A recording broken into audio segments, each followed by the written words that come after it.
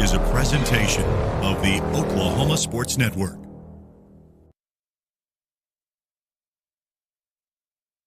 Of this telecast or any pictures, descriptions,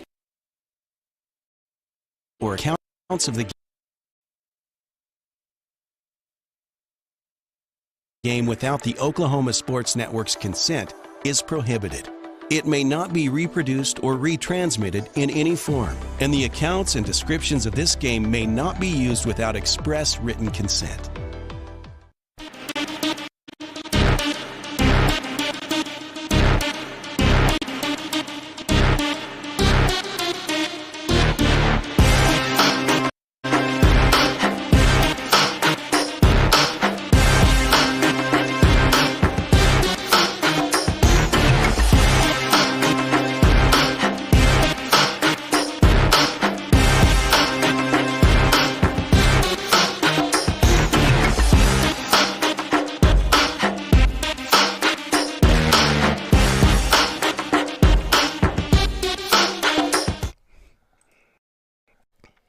And good Tuesday evening, everyone. We are coming to you live from the Midwest City High School practice facility right by Rose Field, Jim Darnell Stadium, where we have another great edition for the Midwest City Coaches Show. Of course, we're brought to you, as always, by Toonie Buys Houses. We buy and renovate homes. We lease and own or finance homes throughout the state of Oklahoma. Call 405-931-3046. Also, Intertwined Hearts Ministry, biblical-based counseling, mentoring and spiritual direction for couples and adult individuals, led by Scott and Alicia Young, both graduated from Midwest City along with their kids, and they are located at 9107 East Reno Avenue. Let's talk Midwest City football with Coach Jacquez Washington. All right, Coach, when we look back to the Newcastle game, what was interesting about that is, some new problems kind of emerged. Like, for example, I don't remember the last time we lost a fumble, but it happened in a couple of, I guess, key moments in the game. And then also your secondary, your pass defense has been pretty good, I thought, but they had a couple maybe busted plays. And so it was unique. It was different than maybe previous games. But where would you want to start with that? The ball security, they came at, obviously turning the ball over at any time is never at a fortunate time. But the couple that did take place were at times where, we had some momentum. The young freshman fumbled over on their sideline, and, that ball just died on the ground somehow. It was a miracle. But, good job and kudos to them. And then we come back the next drive, 24-0, and Richard busts one. Good job by Valor escaping the pocket and Richard getting open and then making a play happen after that. And we get a long run, and unfortunately they knocked that ball out. So back-breaking time right before the half, you got an opportunity to get there and, possibly get down 17 points if we put the ball in the end zone there and go into half 24-7. And then obviously they, go and score before the half. And with the secondary, the coverage stuff, sometimes we're there. It's just about finishing and making the play. The one touchdown score right before that from the fade ball was 3rd and 19. We got a guy there. Kudos to that guy going and making a play. And so it's just about putting our guys in those positions, educating them, teaching them on how to, come out victorious in that play. Yeah, and on that touchdown catch you're talking about, I thought it just came down to the height difference again, or that was part of it. But what do you expect from a shorter defensive back going against a taller receiver? What I teach is if you can't get two hands on the ball, you got to go play through the hands of the guy. And I think switching, looking and IDing that ball was up high, I'm not about to get two hands on it, and then I go play through his pocket. And so if he's going up, it's always good to fight, against the grain. And so as he's coming down, you go and punch through, or you get something connected to the ball, like an elbow or arm. You just get out of that play. All right, and looking at the run defense, obviously they have a possible division, not possible, he's a Division I running back in T.J. Bradford, and he may wind up at Iowa State, although I think Kansas State is in the current lead on him from what I heard. So he's obviously really good. And it seemed like this kind of goes with what you were saying about the season, is that you guys just need to string plays together, because you had some good plays against him, tackling him in the backfield or limiting his gains, and then every now and then he would just bust one for a big play. Mm-hmm. And so What's the message to your team there dealing with that? Just gap integrity. Like everybody, we can't jump out of gaps. DQ is doing a good job on the interior of, just taking on double teams, pushing the pocket vertical in the A gap. I think Fenwick Wren had his best game of, attacking and getting downhill and, making some plays in the backfield and just getting ball carriers down. But we just got to trust one another as teammates. Like, okay, my job is this gap, my job is this gap. And so set edges, fit gaps for each other, and play 11 men on the field so we can all understand, like, if I'm not eating, then somebody else is if I just do my job. Because the ball, we had guys in those gaps. We just sometimes, decided to, move out of our gap. That's a good tease because we're going to have those two players on next segment. So glad you mentioned them. Anyway, some good things that we saw. Even when T.J. Bradford looked like he was going to have a long touchdown run, you told me the week before that Tavion Thies-McGuire was a track star, and he showed it, and I applaud him because I don't think he's played a lot of football, but he obviously has been taught that, no matter what the score is, no matter how bad the play is for you, you play hard no matter what, and he made a really good touchdown-saving tackle. Mm-hmm. And I applaud the young man for that hustle there, and he showed unbelievable sprint speed there. And then also Zoe, the freshman, he had an unbelievable fourth down conversion. And that was the first drive. Unfortunately, he couldn't finish it off. But, when the ball's on the ground, I think it's natural for players to fall on it. But fourth down, you got to think differently. And so I don't know whether those are instincts or was he coached to, hey, if that ball's on the ground on fourth down, go ahead and pick it up. Because it doesn't matter if they were fall on it or we fall on it at that point. Yep, and going back to your first one, McGuire Thies, that was the first play we showed in film on Sunday as a team, just like, it don't matter the effort. And, it was a bunch of guys, Curry was flying down there. McGuire Thies was one that catch him, and it was an amazing play. Footer was running from the backside. I think Fenwick was in the mix over there running. McGuire Thies just ran at a different speed, and he was the one that went and got him down.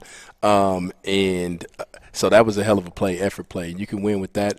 With Zoe has actually wonderful football instincts. I mean, he's made a couple plays like that where, he leaked out of the backfield. There was a flat defender there, and Valor went to scrambling out of the pocket. It got called back, but so he leaks up the field, and gave Valor an option.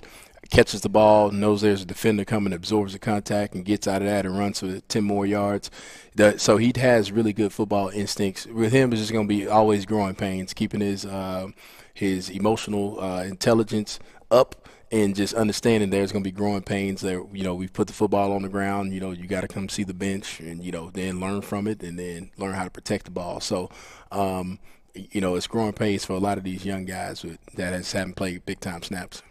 And it's worth mentioning that, they've had to play without, Ryan Holloway has missed the last 2 weeks, so he normally would get a lot of the playing time at running back. And also Kenyon Brown was out, and he had been playing very well for you. So they're, and I think we talked about Ryan, but what about Kenyon? What was missing with him? We miss obviously another big body, a D lineman that has helped us, and a tight end and a potential swing guy that can play some offensive line for us. And so just missing him out there defensively, he was starting to put some stuff together where he was learning how to play with his hands and learning how to fight through the physicality of being in a 4-eye or 5 and just play that stuff. So some of that stuff you miss, just the versatility. That's a two-way guy. He's a guy that plays the same position as Ja'Cory Fletcher. And so, he played banged up, and, we started dropping like little flies out there at some point in time. And then Valor Vaughn, you made a commitment to him the last few games as the quarterback, maybe allowing Lincoln to do other things. And also he's a little banged up as well. What are you seeing from him that you like, and what are you hoping to improve on with him? Oh, with Valor? Yes. Oh, I mean, he did some good things out there as far as like anticipating passes. That first 13-play drive, that was a good ball he delivered. We just unfortunately didn't complete it. And that's, but the hook defender was sitting right there, and Valor went ahead and threw it in there and trusted it. And Lucius did a good job of going ahead and wrapping around. And so some of the stuff, the timing stuff was good. And then Valor's he's kind of quirky getting out of the pocket, but, you know, sometimes he goes and takes profit. And that's what we're trying to get the quarterbacks to understand. It's just like take the profit, take the 4 yards, take the 7 yards, and then it'll open up the big plays. Both of them, Lincoln and Valor, they pretty tough kids. I mean, they play banged up. Valor, you know, he gets beat up pretty good, and, you know, he shows up.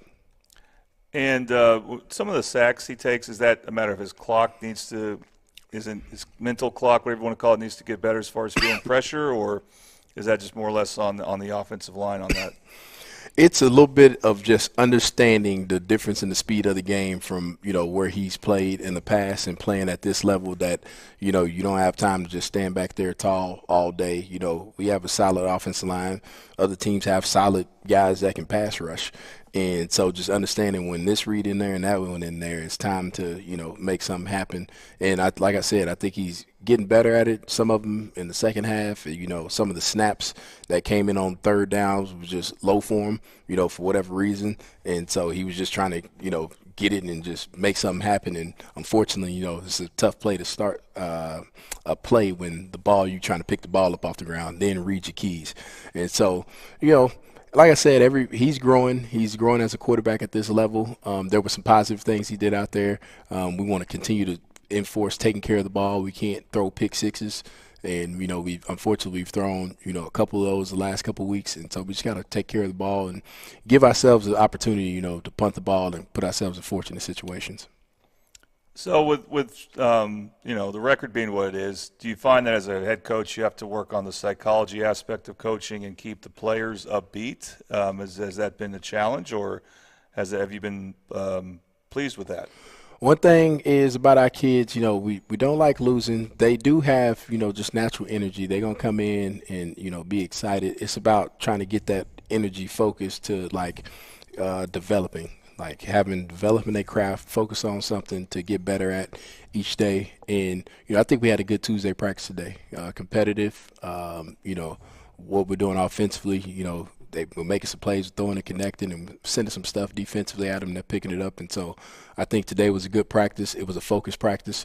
And, you know, we had a bunch of, you know, third down situational stuff today. So that was good. Well, it was a cooler day, too. So maybe the fall will finally start to kick in. What's it been like working with your assistant coaches? Because I'm pretty sure you didn't know any of them. I'm guessing before you took the job, and now you've built a lot of camaraderie with them. And what would you say about what it's been like working with this group of assistants? Like you said, it's just getting to know them and getting, you know, they're adapting to something new, you know, no matter who it is. You know, my coaching structure and philosophy is different from, you know, Coach Hall's or wherever they came from. Rich came from Dewey as a head coach, you know, so, and we got some younger guys on staff.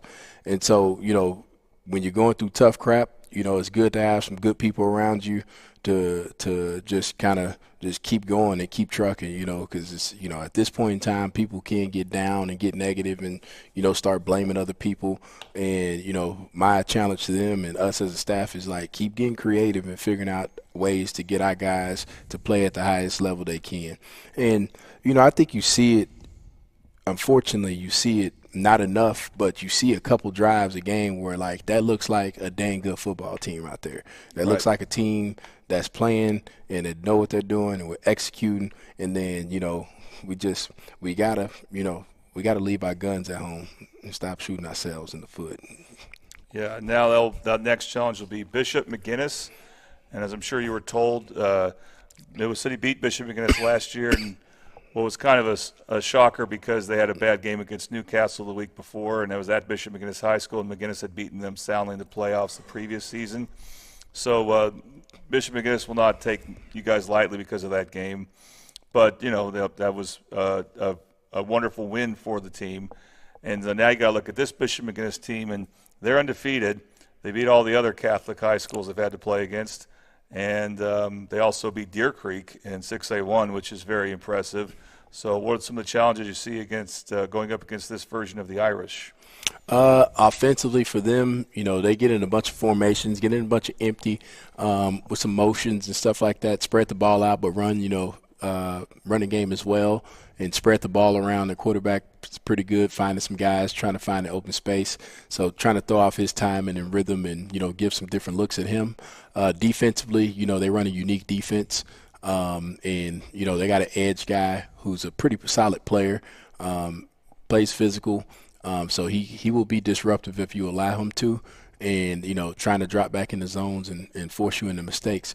And so at the end of the day, we got to take care of the ball. We have to execute our assignment, right? And we got to tackle and run to the ball on defense. It's not a complicated game. We overcomplicate the sport all the time. But when you go back and look at, that team's good, well, they don't turn the ball over. They execute and move the ball forward because the more first downs you get, the more opportunities you give yourself to score. And then defensively, it's, they play hard and they tackle. So we got to play hard, we got to tackle, and hopefully clean up some of our run gap fits, and so we'll be fine. And with your team, you guys talk about, while you're 0-2 in district, there's only one 2-0 team, that's Newcastle. So do you still talk about, hey, let's shoot for the playoffs, let's shoot for a high seed? We talk about getting better one day at a time and focusing on something that's right here tangible in front of you. I can work on my steps today. I can work on my eye discipline today. I can work on my assignment today. And when you focus on the process and then you don't know what the outcome is, right? It ends up working in your favor when you become obsessed with improvement with the process. And then you look up how the hell did we get here?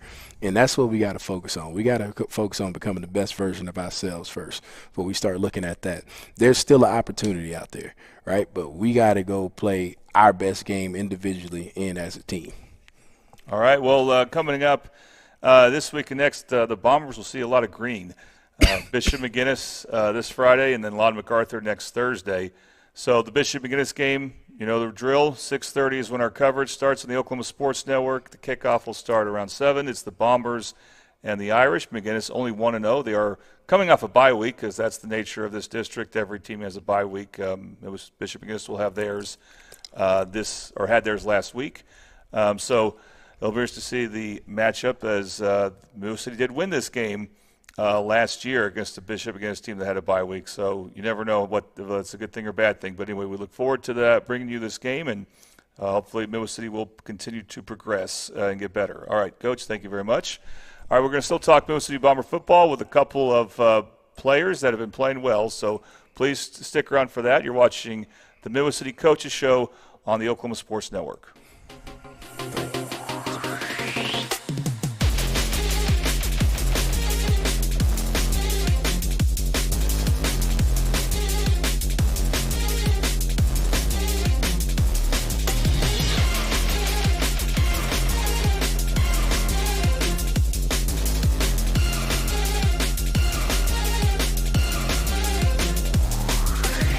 At Tommy's Express Car Wash, we know how to love your ride. Try the Works Wash with our signature 14-step cleaning process, engineered to shine and shield your car from the elements. From breaking down dirt and bugs with our Detox Pre-Wash to restoring your vehicle's finish with our ceramic body wax. Give your car the best with our Top Wash. Then complete the clean with free vacuums and mat washers. Download our app and get your first 30 days of the Works for free. Tommy's Express. Love your ride. College is more than just going to class. College is a journey. It's meeting new people and making new friendships that will last a lifetime. It's learning from professors who care about you and your success. And finding out it can be really fun and rewarding. It's discovering that thing you want to do for the rest of your life. Cameron University is all about helping you grow and succeed. Because your success is our success.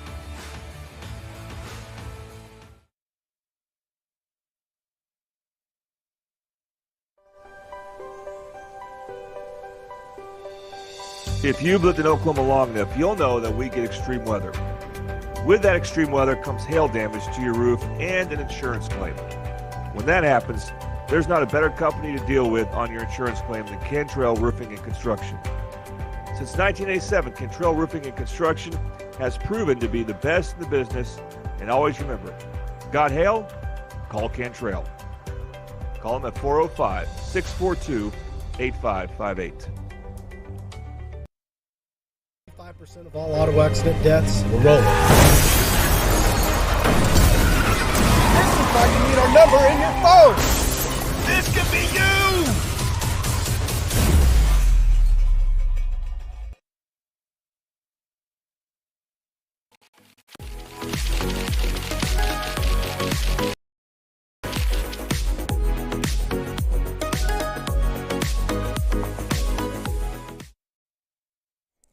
And welcome back to Midwest City Bomber Coaches Show right here on the Oklahoma Sports Network. Once again, brought to you by Toonie Buys Houses and also by Intertwined Hearts Ministry.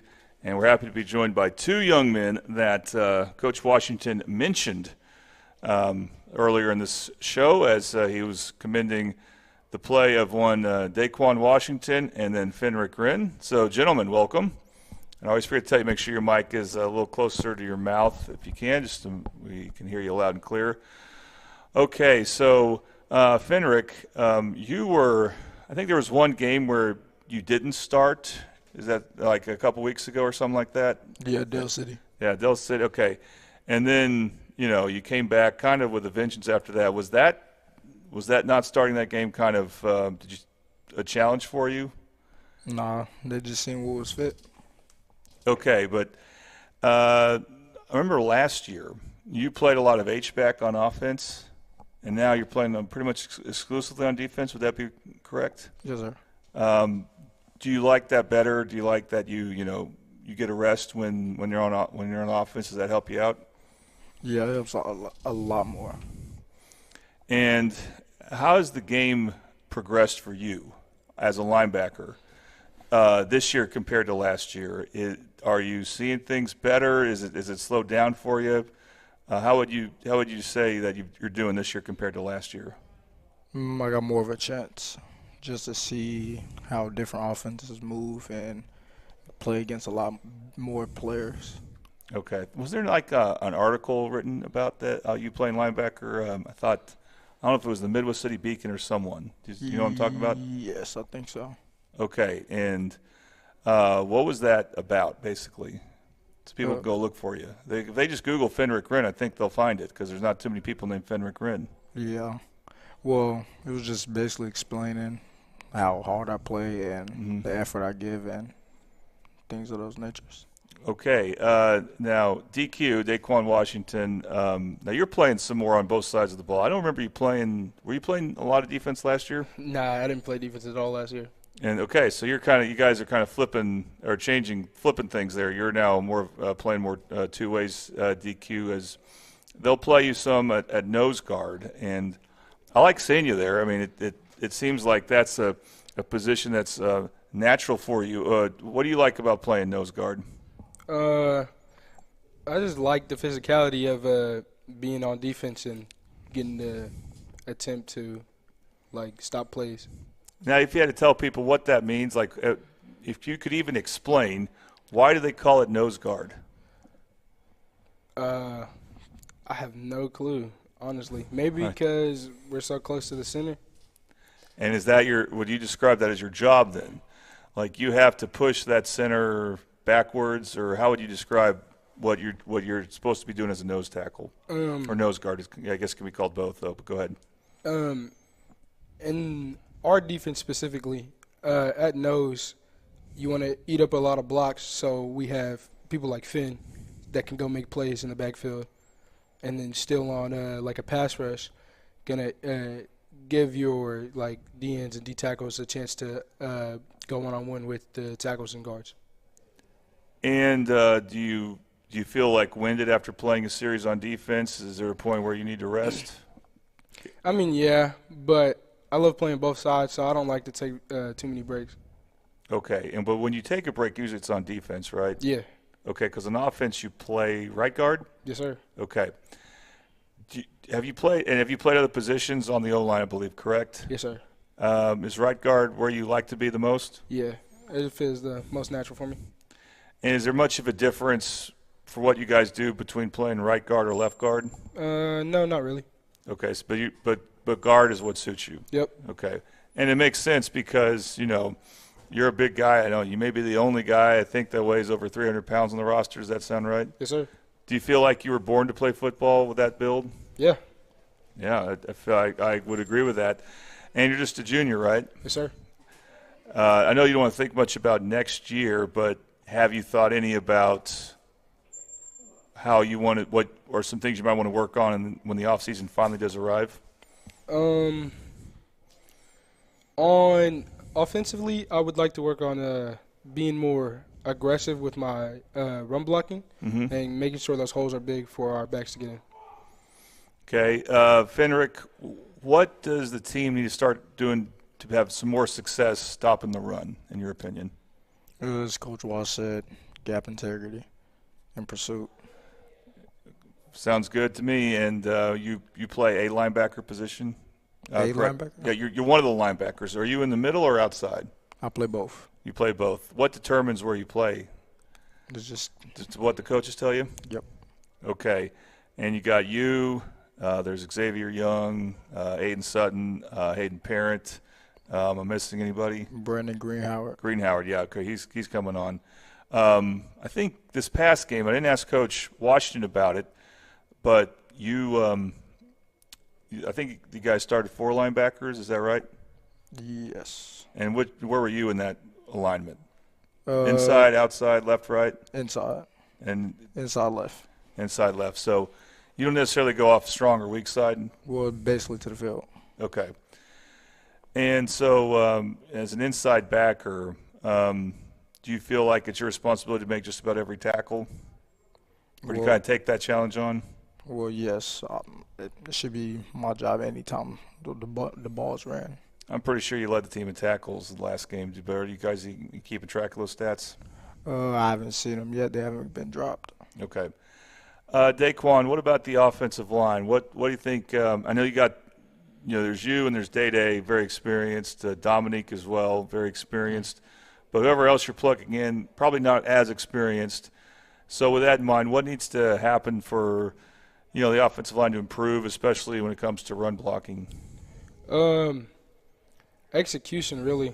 It really falls into execution because even if we can just stun and make a slight gap, our running backs can do something with that.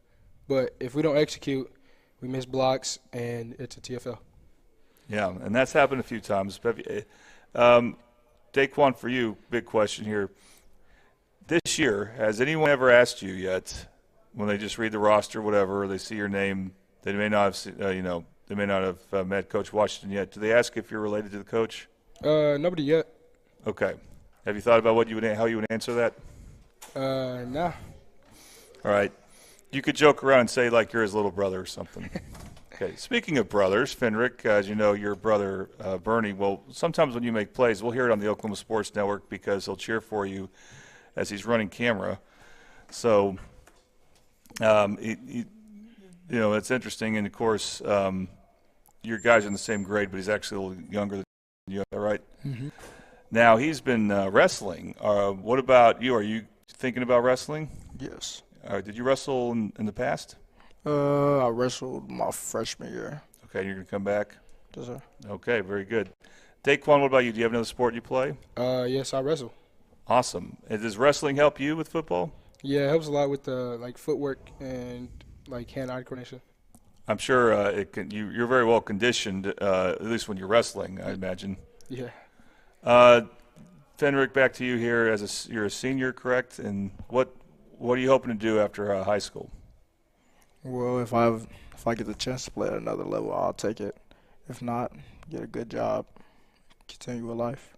Okay, so you are hoping, and hopefully wrestling will help you with that, to maybe get a look at some college.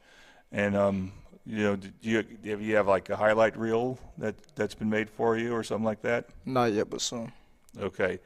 Daquan, do you hope to? You're only a junior, but do you hope to be playing college ball at some point? Yes, sir.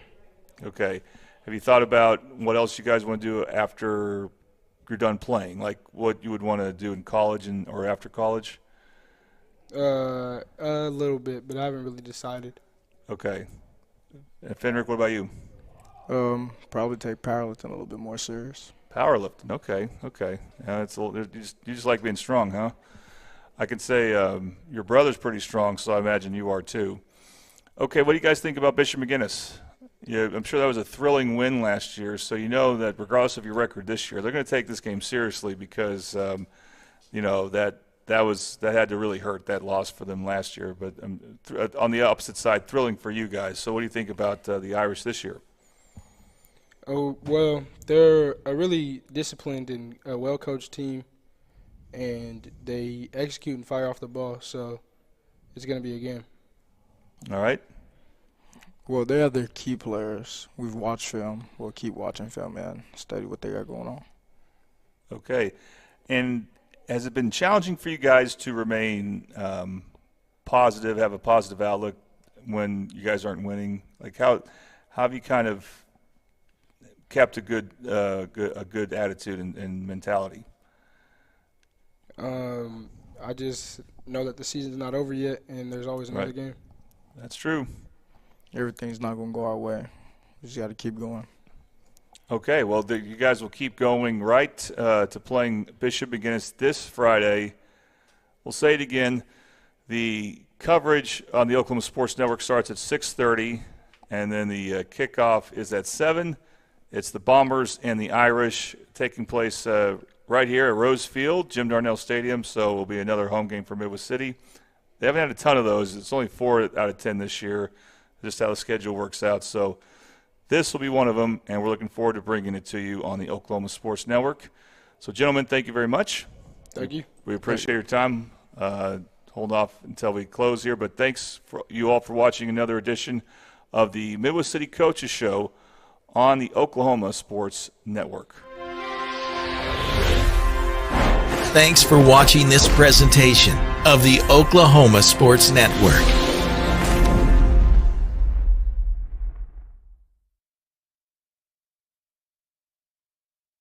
At Tommy's Express Car Wash, we know how to love your ride. Thanks for watching this presentation of the Oklahoma Sports Network.